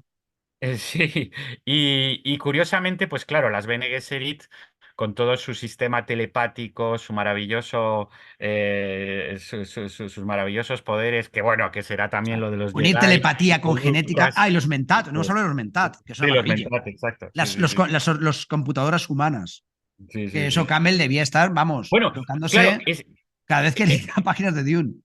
es que aquí hay una cosa también muy interesante y es que muchas veces la gente lo que sorprende de Dune es que en 10.191 pues sea un mundo donde no hay ningún tipo de avance. O sea, a ver, sí, por supuesto, los viajes espaciales, etcétera, Sí. etcétera. Pero bueno, no es la ciencia ficción mecanicista de los años 30, no es ese rollo tecnocrático de fascinación por los gadgets y que vamos a descubrir el rayo de la Es que no es muerte. moderna, no es una novela moderna. Claro, y porque dentro de la diégesis ha ocurrido una cosa que es maravillosa, que es la yihad butleriana. Y claro, la yihad Ah, bueno, sí. butleriana es un Es otro oxímoron movidón de lo que no hemos alucinante. hablado nada. Es un oxímoron brutal, porque claro, es por una parte el concepto de guerra santa del Islam medieval, en la misma locución que la figura de Samuel Butler, que escribió un clásico de la protociencia ficción, que es Air He One, visto.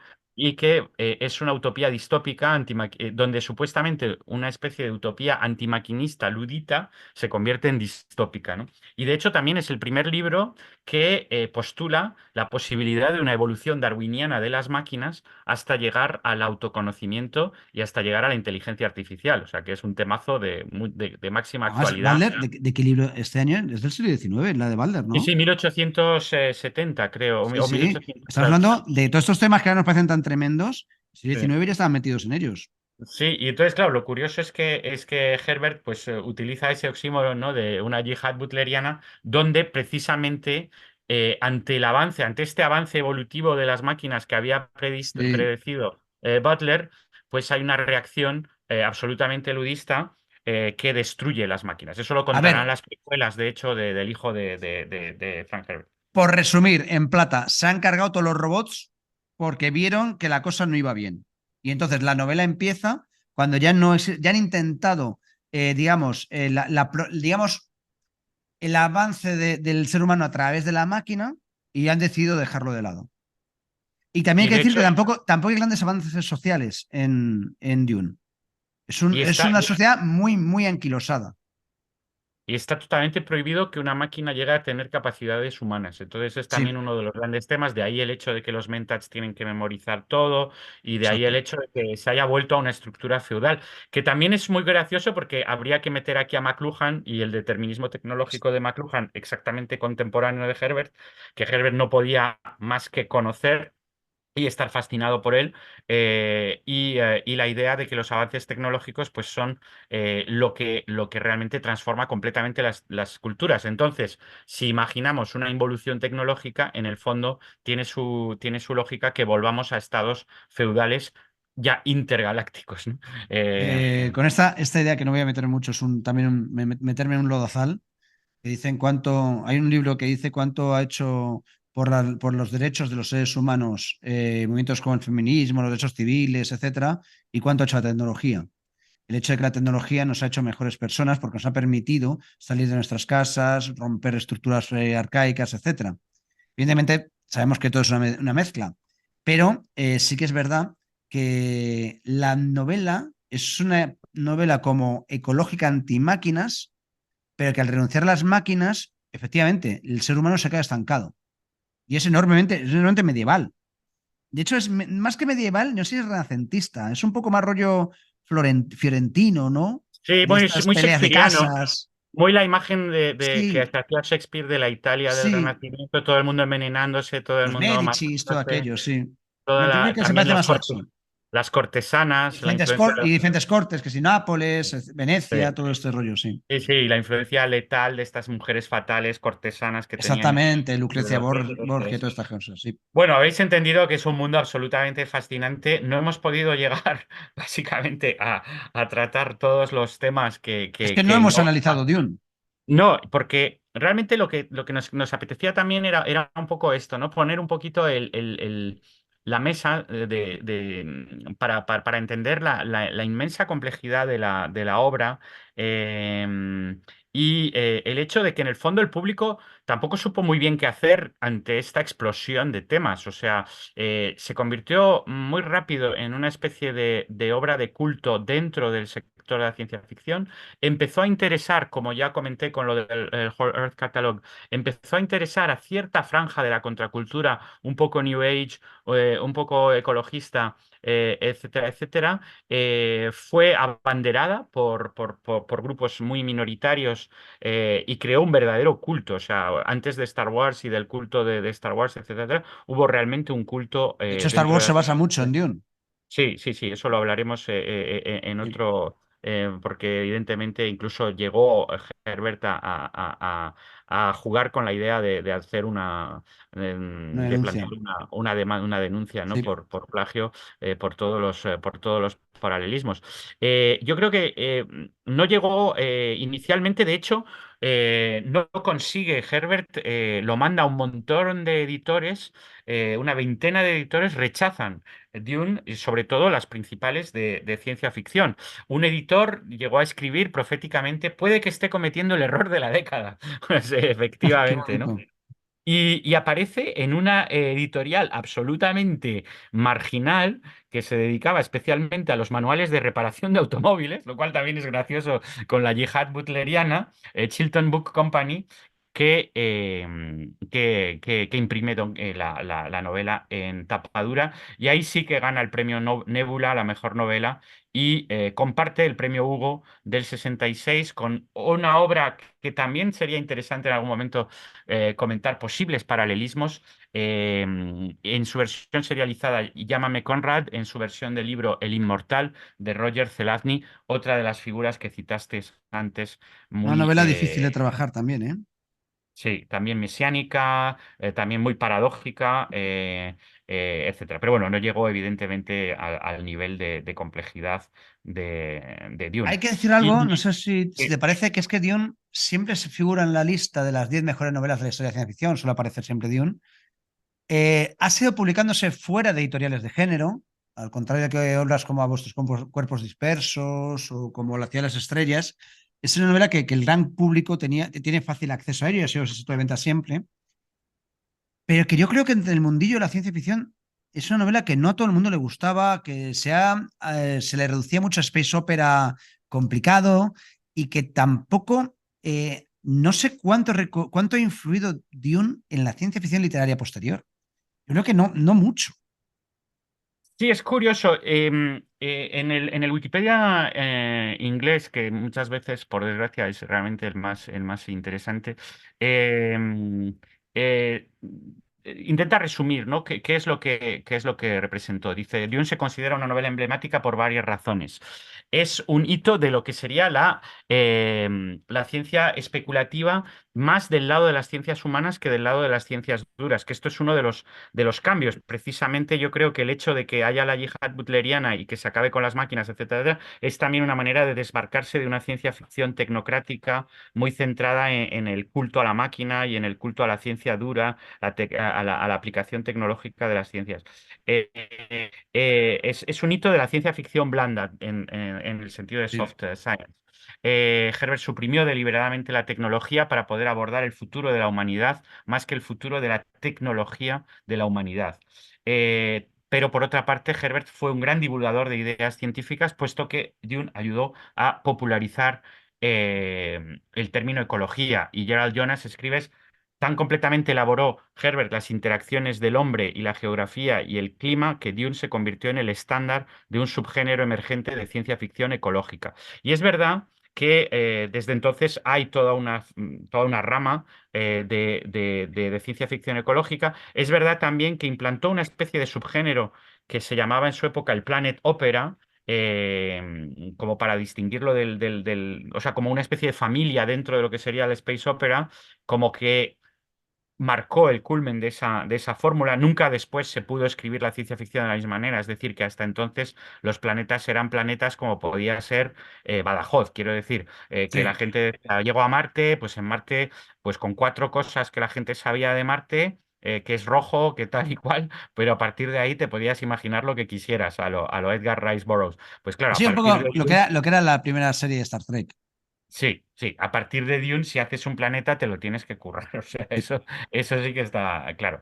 Por otra parte, Dune se considera un ejemplo épico de construcción literaria del mundo y se dice mucho que Dune es a la ciencia ficción lo que El Señor de los Anillos es a la fantasía. Y esto, de hecho, lo dijo Arthur C. Clarke, nada más que o sea, Arthur Clarke, el autor de 2001, entre otros, ¿no?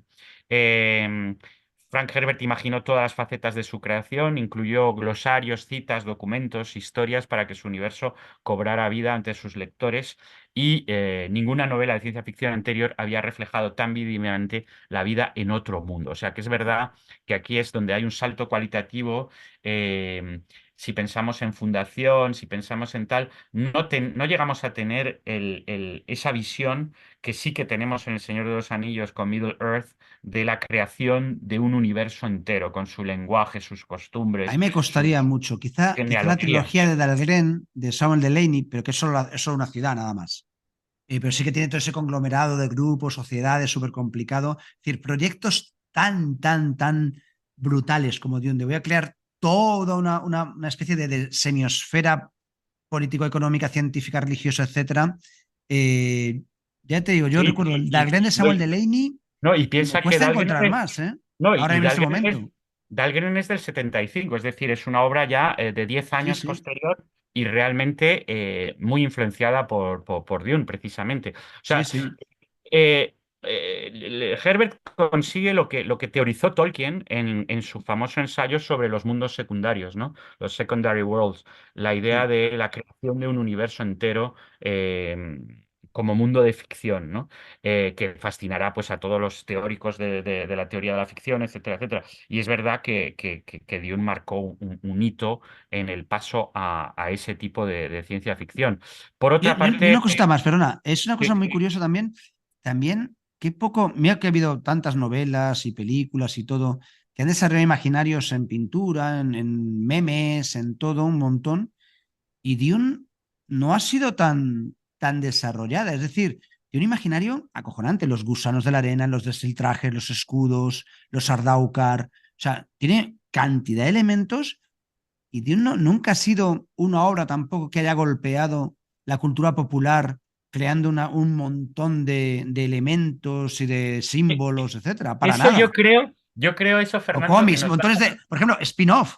Casi no hay Sí. spin-off de Dune. Había Pa- videojuegos, juegos de mesa, pero no había fanfiction sobre personajes secundarios. Eso nos da para otro programa, Fernando, porque Sí, realmente es muy curioso lo que pasó con Dune, los intentos de adaptación transmediática y cómo en el fondo, más que una influencia directa, que también la hubo con el tema este de las precuelas, los cómics y tal, las adaptaciones, pero sobre todo la influencia indirecta, ¿no? Yo creo que sí que sí, deberíamos dedicar un programa a la influencia, pues precisamente en Star Wars a la influencia en otras formas. Recordemos, como dijimos, que Herbert nunca volvió a igualar la aclamación de la crítica que recibió por Dune, ni sus secuelas, ni ninguno de sus otros libros consiguió un premio Hugo o Nebula, aunque casi todos fueron bestsellers en el New York Times. Y Malcolm Edwards escribió en la Enciclopedia de Ciencia Ficción, que tenéis online, que es una absoluta maravilla, gran parte de la obra de Herbert es de difícil lectura, sus ideas eran conceptos genuinamente desarrollados, no meras nociones decorativas, pero a veces se plasmaban en tramas excesivamente complicadas y se articulaban en una prosa que no siempre estaba a la altura del nivel del pensamiento. Sus mejores novelas, sin embargo, eran la obra de un intelecto especulativo con pocos rivales en la ciencia ficción moderna. Y yo creo que esto, pues, es bastante cierto, ¿no? sí, Que quizás más allá del universo y lo que te refieres con la idea de fandom, como generó, por ejemplo, Star Trek en el mismo momento, en los años 60 pues quizás el universo de Dune no fue lo que más, como que quedó un poco dentro del propio ciclo de Herbert, ¿no? O sea, que quedó como que él lo siguió sí. explorando. y como que los fans pues volvían con mucho... Hubo una enciclopedia de Dune ya publicada, muy bonita, por cierto, la Sí. tengo en edición de bolsillo, que ahora cuesta un pastón, pero que podéis encontrar por ahí. Eh, o sea, hubo eso, pero quizás no a la altura pues de lo que sería El Señor de los Anillos. Por cierto, que su éxito coincide totalmente con Dune, porque es la reedición americana en Valentine la que lanza en los campus americanos El Señor de los Anillos, que había sido escrita una década antes, pero que no había tenido el impacto ese inicial. Con lo cual hay también una historia ahí muy interesante de cuánto tiempo tardó América en poder entender Dune, ¿no? Eso es una reflexión que también he leído, claro, que Muy de acuerdo. realmente muy visionario, o sea, por todo esto, ¿no? Y voy a citar otra vez el artículo de las herejías de Dion, dice, para los universitarios que hicieron de Dune un éxito, como El Señor de los Anillos también, era mucho más que eso. Herbert había asesinado al hombre occidental y a través de Paul había mostrado a los lectores cómo convertirse en algo diferente. Era la historia de un adolescente que abandona su hogar, aprende nuevos caminos y regresa triunfante. Dune termina con Paul y su joven hermana liderando un ataque de los Fremen contra el Imperio. Deponen al emperador y matan a su abuelo. Para los jóvenes lectores insatisfechos con el mundo que habían recibido de sus padres, Dune era una salida brillantemente marcada. Parece que efectivamente cuando ya realmente América se vuelve totalmente contracultural, que la contracultura pasa de ser una cosa muy marginal como era en la época de Herbert, a ser un elemento mucho más mainstream, con el rock and roll, Woodstock, etcétera, etcétera, yo creo que ahí es donde efectivamente es un país entero el que descubre la novela y ya a partir de ahí las traducciones y el impacto Sí. enorme. No sé aquí en España, que tú lo conoces mucho mejor, pero por ejemplo en Francia también fue primero una cosa como un poco confidencial y luego completamente una obra de culto reverenciadísima. Un poco parecido, pero yo creo que yo creo que Dune en España no tuvo el impacto mediático. A ver, hay una superproducción de David Lynch, hay cómics, es decir, a ver, no estoy diciendo que Dune no haya impactado. Dune es conocida y es venerada y todo. Lo que quiero decir que es que a la altura de otras obras, incluso menos espectaculares, como La mano izquierda de la oscuridad, o como novelas como 2001, o como Star Wars, o sea, otros productos de la cultura popular, Dune, quizá porque tiene una cierta pátina de cultura, de no ser exactamente pop. Es decir, Dune parece algo que ni es del todo pop. Entonces, digamos que el intelectual académico huye de ese rollo pop de invasiones, de los Harkonnen, de invasiones alienígenas, etcétera, alienígenas, perdón, no hay alienígenas, de grandes naves espaciales, etcétera. Pero, digamos, el friki, con todo mi cariño, yo me considero friki a mí mismo, digamos, el aficionado más acostumbrado al pop más pop, la novela es una novela que tampoco le llama la atención para empezar a desarrollar, digamos, grandes mitemas así en lo que eso es Sí, la cultura pop. y es más Entonces yo creo que difícil era de una novela que lectura. estaba muy fuera de sitio. Y entonces en Sí, España se lee mucho, creo que no sé si es Planeta o Plaza y Janés, le compra los derechos a Ultramar, que es la editorial que primero yo he hecho mi edición, la de Ultramar, la vende, pero rápidamente cuando Ultramar cae, coge los derechos y sigue. Tú puedes ahora adquirir ediciones de Dune, todas las que quieras y más.